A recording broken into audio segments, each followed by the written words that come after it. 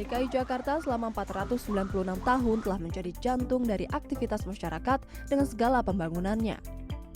Berdasarkan data BPS 2021, Jakarta menjadi kota terpadat di Indonesia dengan jumlah populasi 10,6 juta penduduk dan kepadatan penduduk mencapai lebih dari 15.000 jiwa per kilometer persegi.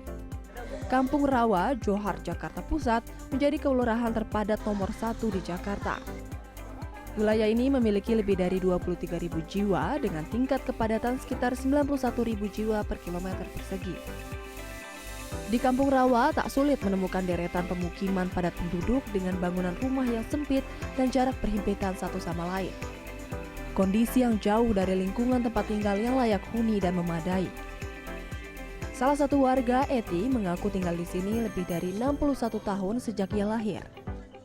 Di rumah petak seluas 3 x 5 meter persegi ini, ia hidup bersama suami dan ketiga cucunya. Tanpa toilet dan dapur, ia terbiasa beraktivitas harian masak dan mencuci baju di teras depan rumah.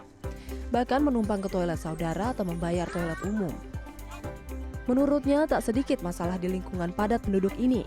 Mulai dari masalah banjir, kemacetan, akses, hingga saluran air yang menimbulkan genangan yang menjadi sarang jentik nyamuk.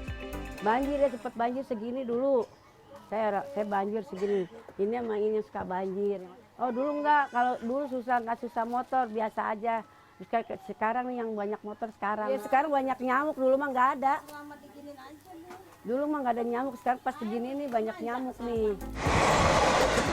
Menurut Direktur salah satu organisasi non-profit dengan misi membuat Jakarta kota layak huni, kepadatan Jakarta salah satunya disebabkan oleh pembangunan yang terpusat di daerah tertentu, sehingga banyak orang menuju ke pusat kota.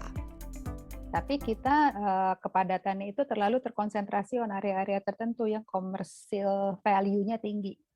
Jadi tidak merata.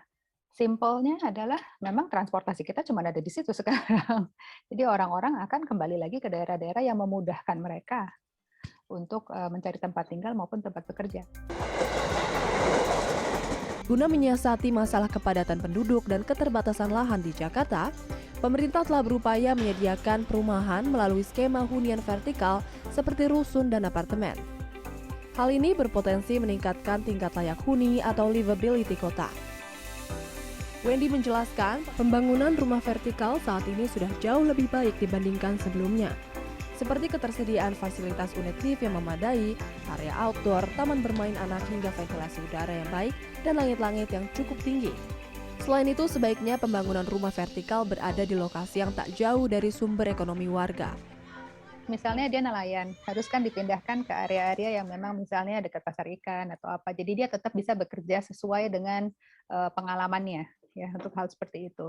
Nah, tidak bisa semuanya dipindah, kamu harus semuanya kerja di misalnya di pabrik semen gitu, or something like that. Itu nggak bisa.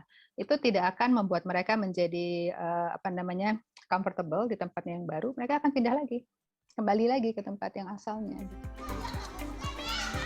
Selain fasilitas dasar, yang mengatakan penting pula property management atau SOP pengelolaan rumah susun memenuhi standar. Hingga berita ini ditayangkan, pihak Pemprov termasuk Kementerian PUPR dan Dinas Cipta Karya Tata Ruang dan Pertanahan DKI Jakarta masih belum merespon terkait pembangunan rumah vertikal di Jakarta. Tim Liputan CNN Indonesia.